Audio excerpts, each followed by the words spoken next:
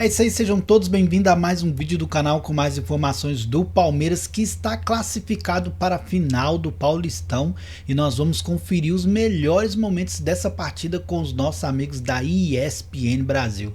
Então, para você ficar por dentro de todas as notícias que saem aqui no nosso canal, já se inscreve no canal e deixa o seu like, e também comenta aí a polêmica, né, do pênalti do Palmeiras. Será que foi pênalti? Muita gente falando que não, outras pessoas acreditando que sim. Deixa aí sua opinião e sem mais delongas, bora pro vídeo, vamos lá. Muito bem, fã de esportes, começando o nosso Linha de Passe, agora é pra valer, e a final do Campeonato Paulista será entre Palmeiras e Corinthians. Corinthians e Palmeiras, já que o Corinthians terá vantagem de decidir o segundo jogo em casa, que agora na final é jogo de ida e volta.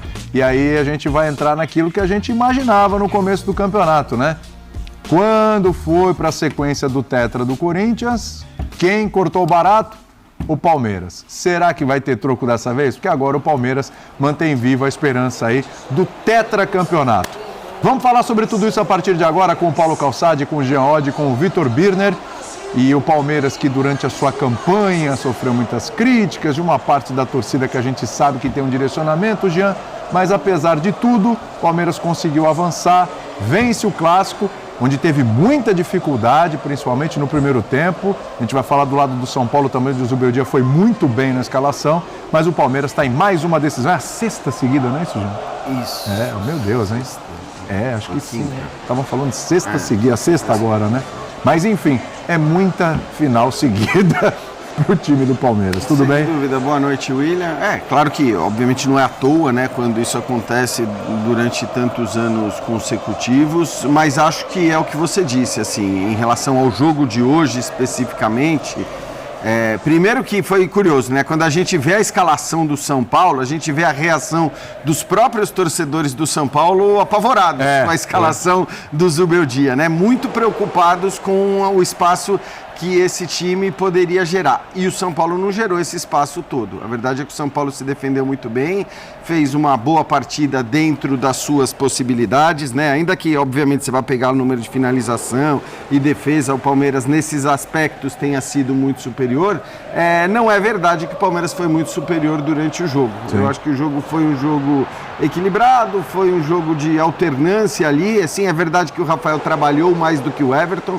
A gente está vendo uma das defesas aí, mas também era normal que fosse assim, né? Acho que todo mundo apontava o Palmeiras como favorito. E eu confesso que, assim, no primeiro tempo, lá para o final do primeiro tempo, uma coisa que eu estava pensando, depois de tanta enchição, né? Vamos falar o português, claro. Depois de tanta enchição do pré-jogo, choro de um lado, choro do outro, reclamação, mimimi pra cá, mimimi pra lá, eu falei, bom que pelo menos a gente não vai ter, ou não teve até agora, nenhuma polêmica de arbitragem, nenhuma questão de arbitragem. Pensei cedo demais, evidentemente. Aí tá o lance, né? Claro que nasce de uma falha feia do Rafael, que fez uma boa partida, na minha opinião, mas falha também o árbitro, né? Acho que a gente vai falar do pênalti especificamente, vamos discutir o lance, mas acaba sendo o lance que define o jogo, que define a classificação, e obviamente vai se falar disso muito mais do que futebol, nas próximas horas, não só aqui, mas em outros programas também. De qualquer forma, eu acho que em relação ao jogo foi muito curioso, porque a gente viu dois times cujas escalações eram ofensivas, com jogadores, né, com pelo menos 4 jogadores substancialmente de ataque de cada lado, mas as posturas dos times não foram bem assim, quer dizer, havia muito respeito em relação à capacidade desses jogadores tão técnicos dos dois lados, porque você tinha jogadores técnicos dos dois lados, então eu acho que acaba sendo um jogo que tem muita coisa interessante para a gente analisar. E acho, para encerrar, que assim, toda a discussão a gente falou durante a semana, né, sobre o Zubeldia, que o contexto ia contar muito para a gente avaliar que pressão o Zubeldia sofreria ou não depois dessa partida. Acho, sinceramente, que a pressão sobre o Zubeldia não deveria existir ou teria que ser mínima depois do jogo de hoje nesse contexto. Na realidade é aquela derrota, mas que você olha e fala, pô, ele foi bem, ele tentou. Primeiro tempo até pegar alguém que foi melhor, talvez o São Paulo tenha sido até um pouco melhor que o Palmeiras. Aí no segundo tempo, por uma série de questões, claro, esses números que o Jean traz aqui, inclusive de superioridade de chutes do Palmeiras, estão muito condicionados pelo segundo tempo, né, Calçade? Tudo bem? Olá, William, companheiros, fãs de esportes. Para mim, a gente está falando de um grande jogo, um grande clássico, né? Dois gigantes, com a vantagem do Palmeiras para jogar em casa. Sim. Então você imagina como é que vem o São Paulo. O São Paulo em outras oportunidades já chegou a jogar muito trancado e hoje foi totalmente aberto, né? O São Paulo foi com uma formação que parecia assim, aquela formação dos 15 minutos finais, perdendo o jogo por 2-0, e você fala assim, vai todo mundo, né? E não, esse foi o início. Mas a questão não é só o jogador e a função, é como eles interagem dentro de campo. E o Oscar era um segundo volante, com uma atenção do São Paulo para o lado direito do Palmeiras, que é o lado do cara que arrebenta, que é o Estevão, que consegue passar por um, por dois. Então o São Paulo conseguiu, mesmo sem volantes, que o Alisson, para quem não sabe, ele era num 4-2-3-1, ele era o cara da esquerda nessa linha de 3. E com o Dorival virou um volante excelente. Excelente. Tem jogadores que conseguem fazer isso na carreira, outros não. Mas a origem dele é outra. E ele era o volante de São Paulo ao lado do Oscar, que é um meia. Então você olha e fala, nossa, que coragem de subir o dia para um jogo talvez que fosse melhor, enrolar o Palmeiras, deixar o tempo passar. Mas ele conseguiu fazer isso com um time ofensivo, que era o objetivo, ter dois ótimos passadores para sair jogando à espera de um Palmeiras. O que me surpreendeu no Palmeiras era o Palmeiras era para ser mais combativo para recuperar a bola desse meio de campo de São Paulo. E o São Paulo tocava, chegava, se protegia. Se você pegar o desenho do posicionamento de São Paulo, ele é mais baixo, mas com jogadores para sair. Porque ele tinha o Lucas, ele tinha o Calério na frente. E tinha o Oscar para iniciar essas jogadas, o Oscar para iniciar. Foi uma sacada. Então, a ideia, você fala assim, boa, sem ver, perigosa.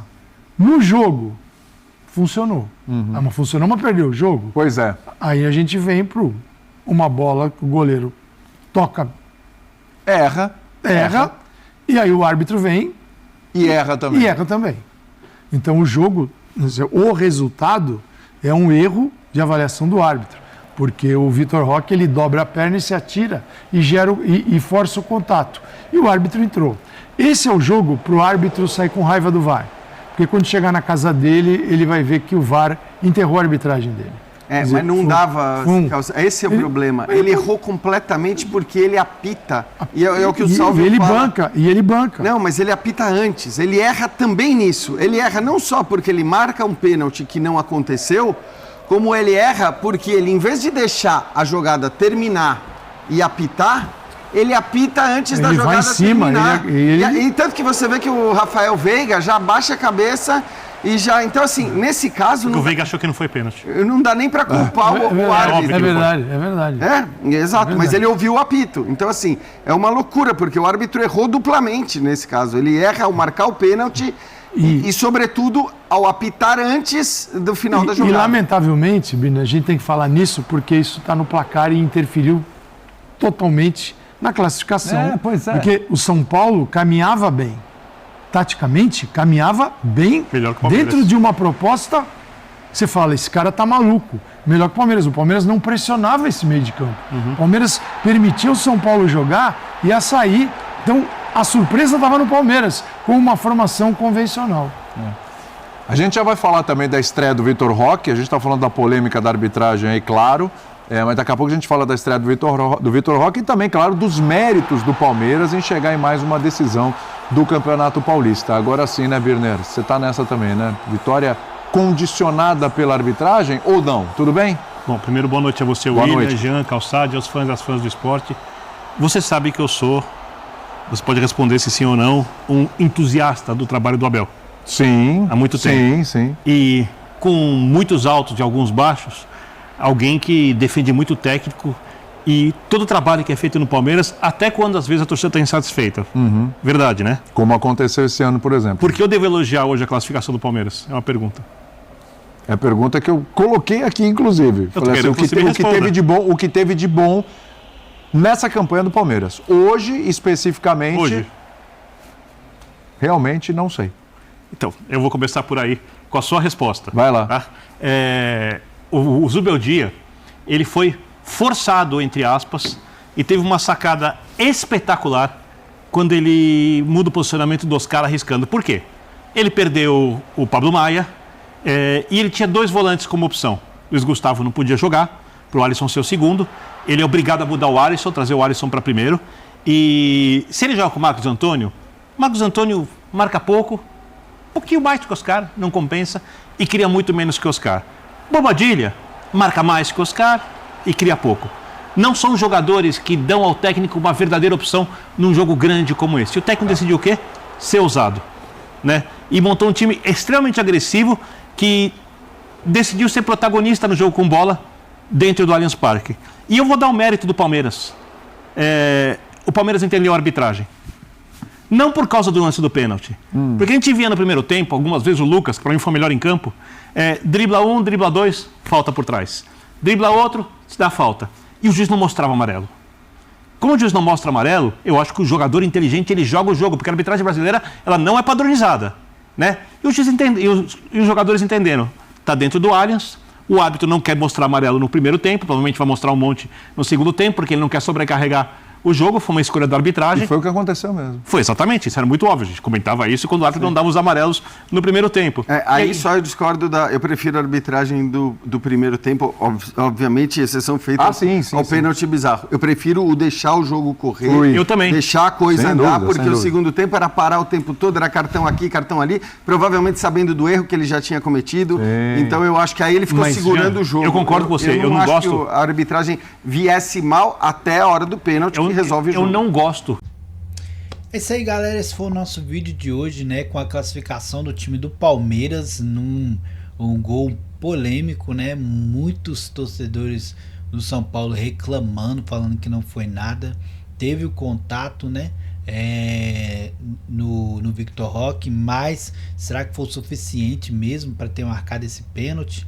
Realmente muita gente vai ficar aí reclamando durante essa semana, né? Sobre esse assunto, mas gostaria que você colocasse aqui nos comentários se você também achou que foi pênalti, se você achou que não foi pênalti, e o que você achou dessa classificação do time do Palmeiras, né? Claro que todo mundo sabe que clássico é sempre muito complicado, dessa vez não foi diferente, nos detalhes, né, que acaba acontecendo aí, e dessa vez o Palmeiras conseguiu classificar e quem sabe aí conseguir esse título contra o Corinthians, né? Vai ser outro jogo duríssimo, jogo muito difícil. O Palmeiras vai ter que entrar aí muito concentrado para conseguir né, vencer o time do Corinthians e quem sabe aí levar esse título. Você está acreditando em mais um título consecutivo, né, do time do Verdão? Deixa aí sua opinião nos comentários. Não se esqueça de se inscrever no canal e deixar o seu like para dar aquela moral, né, e ajudar o canal a crescer, a gente trazer mais conteúdos aqui do Palmeiras para você. E é isso aí, né? Até o próximo vídeo. Valeu, fui!